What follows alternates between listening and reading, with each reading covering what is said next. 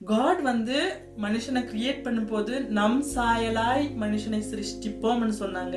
ஆனா மனுஷன் என்ன செய்யறான்டா, தன் சாயலாய் காட கிரியேட் பண்றான் தன்னோட இமேஜினேஷன்ல. உங்களுடைய தோல்விகள்ல, உங்களுடைய இயலாமையில, அது எல்லாத்துலயுமே நீங்க வந்து காட இமேஜின் பண்றீங்க இப்படிதான் இருப்பாருன்னு. ஆனா அது இல்ல. God is good all the time.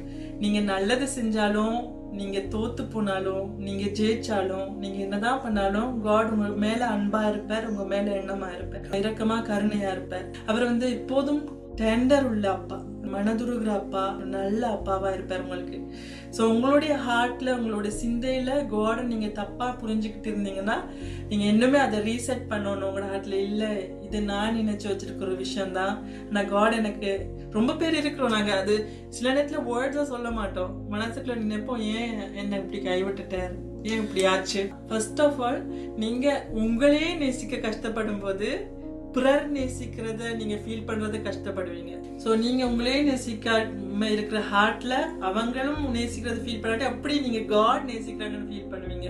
So first of all நீங்க உங்களை நேசிக்கிறோனும், பிறர் உங்களை நேசிக்கிறத ஃபீல் பண்ணணும். அப்போ காட் நேசிக்கிறத ரொம்ப ரியலா நீங்க ஃபீல் பண்ணுவீங்க. ஸோ நீங்க அதுல நீங்க ப்ரோக்ரஸ் பண்ணணும் உங்களோட ஹார்ட்ல. எஸ், நான் நேசிக்கப்பட்டிருக்கேன், நான் என்னை நேசிக்கிறேன், அதுல எல்லாம் நாங்க ஃபோக்கஸ் பண்ணணும். அதை விட்டு கொடுக்க கூடாது. நாங்க எல்லாரும் விதமான டிப்ரெஷன்ல, ஒரு விதமான கஷ்டங்கள்ல, வேற வேற காட் இல்லைன்னு சொல்லி வேற ஒரு சிந்தையிலே போய் கொண்டிருக்காங்க. ஆனா அந்த ஒரு ரியாலிட்டி இருக்கு. God is here, God is my father. So அந்த டேடி, லவ்விங் டேடியை வந்து நாங்கள் ஃபீல் பண்ணணும். என்னை நேசிக்கிற ஒரு அப்பா இருக்கிற, நான் என்னதான் செஞ்சாலும் செய்யாட்டியும், என்னதான் வெற்றி பெற்றாலும் வெற்றி பெறாட்டியும், என்னதான் சொதப்பினாலும் சொதப்பாட்டியும், நான் பெஸ்டா செஞ்சாலும் வேர்ஸ்டா செஞ்சாலும் என்னை நேசிக்கிற ஒரு அப்பா இருக்கிற டேடி வந்து உன்னுடைய ஆக்ஷனை பார்க்காம, உன்னுடைய வெற்றிகள் தோல்விகளை பார்க்காம, அவர் வந்து நேசிக்க மட்டுமே அறிஞ்ச ஒரு அப்பா. ஸோ உங்களோட ஹார்ட்ல நீங்க எப்போதும் நேசிக்கப்பட்டிருக்கீங்கன்னு நீங்க ஃபீல் பண்ணணும்னு நாங்க விரும்புறோம்.